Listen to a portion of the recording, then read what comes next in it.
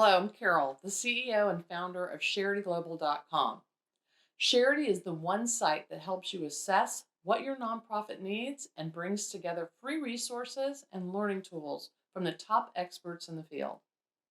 Today, we're going to talk about one of the most controversial aspects of a campaign: feasibility studies. Having done dozens of campaigns, both as a nonprofit CEO and as a consultant, I've seen nonprofits succeed and fail. I've seen them struggle, hit home runs with their campaigns. Some did studies, others didn't. A feasibility study can be a critical litmus test to whether or not an idea or new project can succeed. And I've seen more than one study come back with heartbreaking or even controversial results that stunned the board and caused the organization to step back and reevaluate everything. I've also seen the results ignored.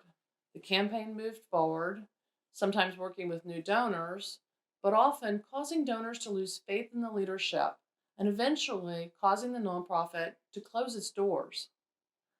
Typically, if you're thinking about launching a campaign or if you need to raise a significant amount of money and you really aren't sure where to start, someone inevitably will mention that you need to do a study.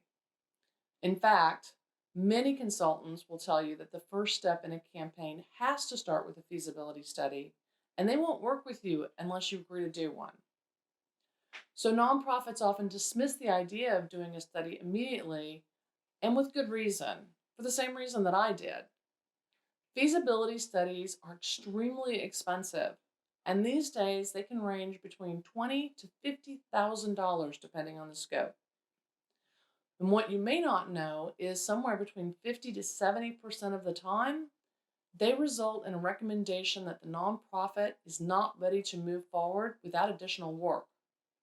Most consulting firms will then require a brand new study for an additional 20 to 50,000 after that recommended work is done. And this is why they're so controversial. I used to be in the no study camp throughout most of my career. And mainly it's because I didn't know what a study really was. So let's tackle the most basic question. What is a feasibility study, and how do I know if I need one or I'm ready for one? Well, simply, a feasibility study is a process where a nonprofit determines the likelihood that a campaign they'd like to undertake will be successful. We're going to cover the process in one of our other videos in the Learn section, but try to think about a feasibility study not as an optional step, but rather as part of launching a campaign, part of the planning process. It's not really optional to ask the opinion of your donors before you ask them to invest tens or even hundreds or millions of dollars in a project. The study is a step where you gain buy-in and you ask their thoughts and suggestions prior to finalizing your plan. Most nonprofits who don't hire a consulting firm for this step do it informally, and they call it cultivation. But the problems arise when a plan is developed internally without donor input and feedback, and the first time they hear about it is when they're asked for money. By formalizing this cultivation step, your nonprofit can get the feedback and let your donors know that you really care about their partnership and not just their money.